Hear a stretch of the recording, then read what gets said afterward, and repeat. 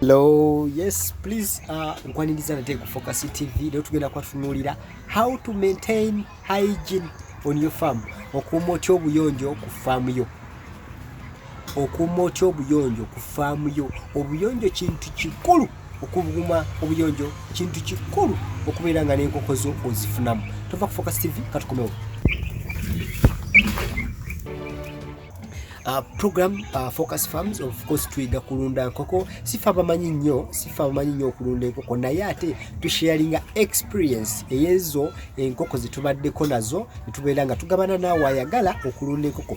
Atanaba kukola order ya nkoko, please contact Focus TV tubenga tukuyambako okulaba nga tukuguliza enkoko oba tukuguza enkoko ennungi ddala esobola okukuuma omutindo ogwo gw'oyagala. Ayagala ez'ennyama oba ayagala different breeds.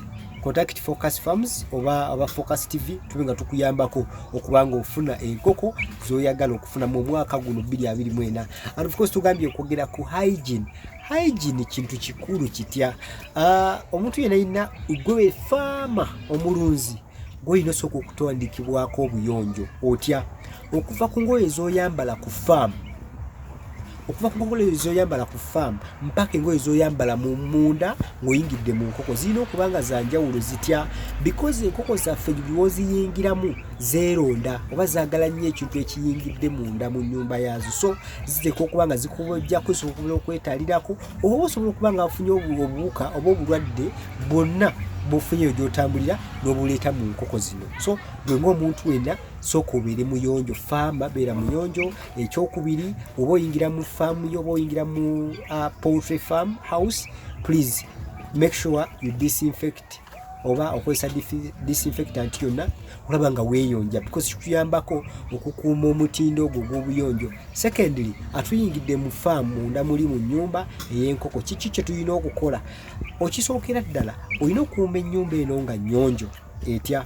Abantu abamu twenyinnyala ogenda okubeera ng'olyagala kulunda naye ate nga weenyala kalimbe w'enkoko. Force kalimbe w'enkoko kintu kitono nnyo, osobola omuyonja mu bukuta oba olyawo mu bukuta bw'emiti oba emimwanyi bw'oba okozeseza bwonna, osobola omuyonjamu every morning. Kiki ogenda okukola ekirala?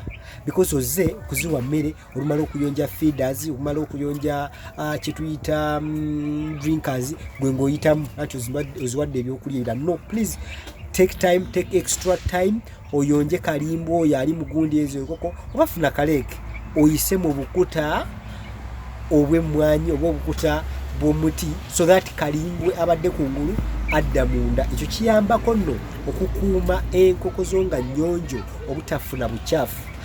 Hygiene kintu kikulu nti at least mu nnaku 3 ku 5 osobola okujjamu brooder paper eyo oba brooding paper n'obeera nga obwintroducinga ku bukuta bw'emiti oba zibuyita obukuta bw'emmwanyi.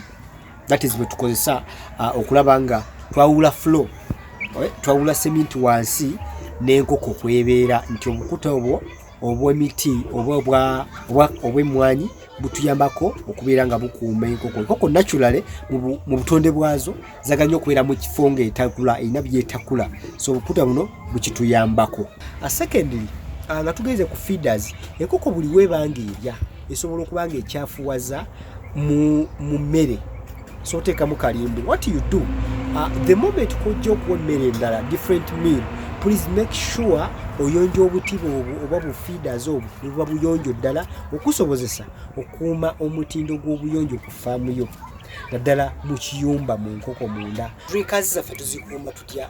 Drinkers zino ddala akakoko nga kadde wano zibeera ddala ku ground, naye osobola teyambisa ekigoye kyonna ekiyonjo n'okiteeka wansi wa drinker, so that amazzi gano agava mu drinker ng'enywa tegatobya ate brooding paper yo tegatobyamu munda, wala gagenda mu kigoye ekyo nekiganywamu. Yo technique osobola ogyeyambisa okukuuma drinkers zo nga nnyonjo. Then enkoko gyekuuma ogenda ng'ekula, osobola okuextendinga oba okusitulamu drinkers zino nebeera ng'eri waggulu okuyambako enkoko obutayiwaamu bukuta, because oyiwamu obukuta bane zikolamu popo mu mazzi gaba makyafu. Ebukyafu bwonna buviirako enkoko okulwala ebitundu almost 10 ku 100 So what you do, make sure oyonjamu nimubeera nga muyonjo. Kikuyambako okuuma obuyonjo obukuuma endwadde okuba nga teziyingira mu nkoko zo. Ekyokubiri, otuna tukuuma obuyonjo mu nkoko zaffe. What we do, gezaako okulaba nga ebitundu ebyetoolodde faamu yo oba ebyetoolodde ekiyumba kye eky'enkoko biyonjo ekimala. Okugeza, abantu bangi nnyo tubeera n'amazzi nga geetoolodde faamu, obudibadiba obwo bubeeramu ensiri. Ensiri ekoseza ddala enkoko. Ensiri ekoseza ddala enkoko. Obukyafu buli ku faamu yo busobola okukosa enkoko n'efuna endwadde ez'enjawulo. So what you do, make sure ebintu by'okozesa, ebintu ebikuliraanye biba biyonjo. Kikuyambeko okuziyiza obulwadde 100%.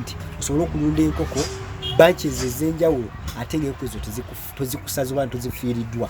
Bw'omala okugyamu bunch eno, abamu bakola ki? Ensobi. Abamu tukola ensobi, bw'omala okugyamu bunch eno n'olekamu ate obukuta bwennyini. No please, bunch bw'oba otunze enkoko ne ziggwawo for 1 month oba ziwedde oba 1.5 months, then make sure obukuta buno bujjamu. Second, obukuta tusobola n'obutunda, obujjamu n'obuteeka mu kaveera somewhere so that omuntu asobola obugula n'abutwala mu lusuku lwe. Kikusobozesa okuleeta obulala obuteeke mu kiyumba eba mu kiyumba for the second bunch or third bunch gy'oba oleese ey'enkoko endala.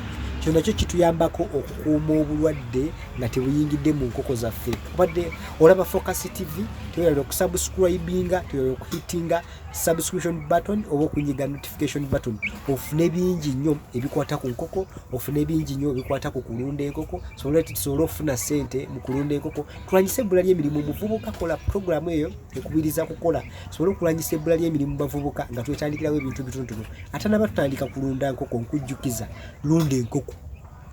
Lunda enkoko era nja kujja ku video zaffe endala. Obuli awo alaba Focus TV nkujjukiza ndigendo subscribing, hit that notification button babenga bakuwa ebintu bingi nnyo bye tuba tukola. Tugenda kusoma videos ez'enjawulo nnyingi nnyo ezikwatana ku kulunda enkoko wano ku Focus TV. Erinnya nze Ade Awuba Foskime Muyanja, of course Focus Farms ku Focus TV. Tujja kuba tuddamu mu video yaffe eddako nga tukuyigiriza oba nga tuyiga ekintu ekyenjawulo ekirala according to our experience gye tufuna nga ffe abalunzi abatandika obutandisi. For now, bye bye. Subscribing ku Focus